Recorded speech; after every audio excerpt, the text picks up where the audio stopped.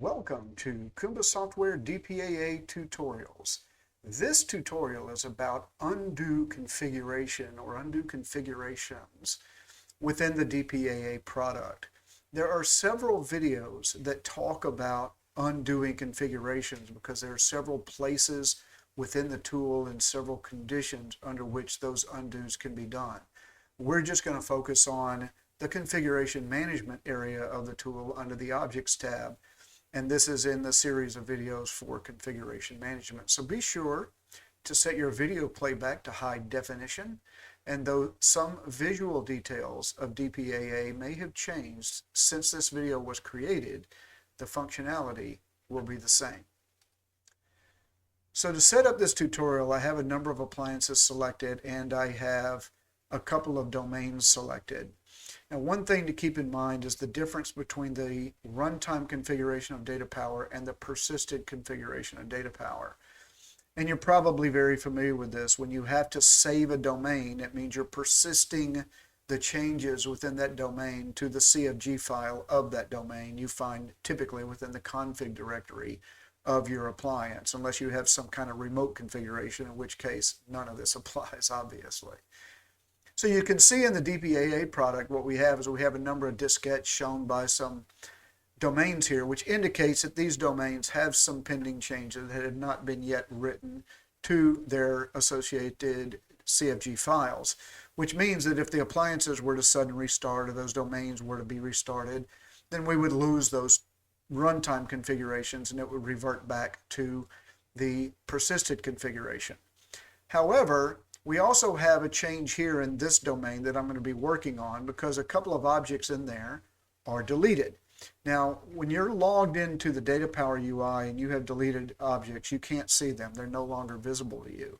But in DPAA, they are because technically speaking, under the covers, their configuration state is marked as deleted, which you'll find out shortly is a temporary or potentially temporary situation. As long as no one else saves this domain while I'm working in it, then we don't have to worry about any changes or deleted objects actually permanently going away until such time that domain is saved. So the first thing I'm going to do is I'm going to start out selecting these logging targets. And it doesn't matter what kind of object you work against. You can work against any number of them. This would work the same. I'm going to pull them up and I'm going to make a change to all four of them using a feature that we really haven't heavily discussed yet, but we're going to use the feature of synchronizing changes to allow us to make the kind of changes we want to them. You can watch the other tutorial videos on how to do this, but I'm just going to go up here and for ease of this tutorial, I'm going to change the first property called active timeout to something easy to see. I'm going to change it to 55. And because synchronized changes is on by default, notice that all four of these values change from 0 to 55. So now I'm going to save those changes back to the appliance. So there's the DPAA configuration, then there's the appliance runtime configuration, then there's the persisted configuration. We just took the DPAA configuration and saved it back to the appliance, making it the new runtime configuration. To prove this, what I'll do is I'll list these objects again, and you'll see that we have four objects who now have a config state of modified. If I wanted to undo one of these, I could just select this one right here or select any of them that are modified. And if I pop up the menu, either the hamburger menu here or the right mouse click to pop up the context sensitive pop-up menu, I have this ability to undo the configuration changes on selected objects. So if I select that, what I'm doing is I'm undoing those values back to the way they were before I got started. In other words, the active timeout will be 0. To prove this, I'm going to pull all four of these objects back up and show you that in the production appliances, the active timeout is set to 0 again, whereas in the development appliances, the value will be set to the 55 value. So here we have the dev1 set to 55, the dev2 set to 55, but the production 1 and 2 are set to 0.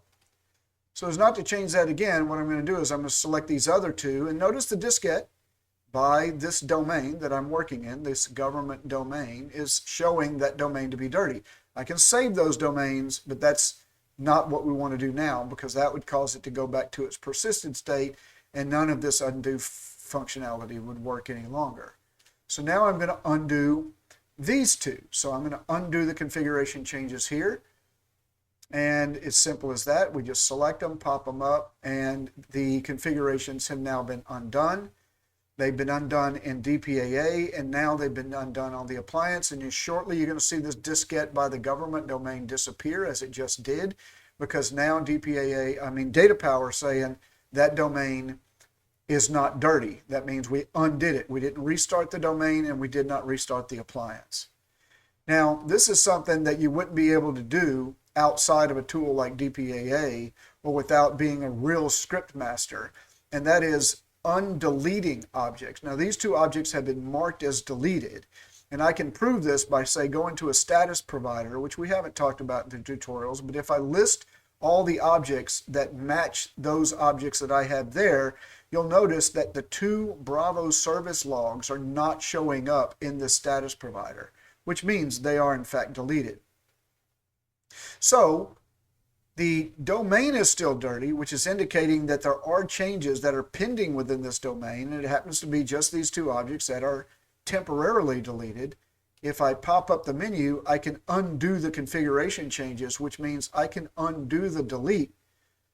And if I commit this, it says it's done. Believe it or not, it's back. We can watch here for a few seconds for this diskette to go away. But while we wait for that, what I'm going to do is go back to the status provider. I'm going to rerun this status and show you that these two logs have shown back up in the status provider for the logging target status. Because they were deleted before, the status provider would not list them.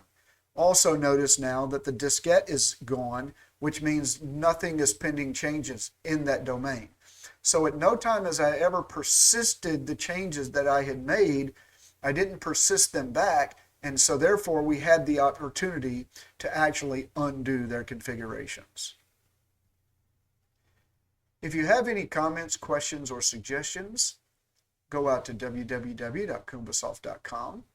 You can see all of our tutorials there, and you can go to the Contact Us page to sign up for a license or request technical support for your running DPAA installation.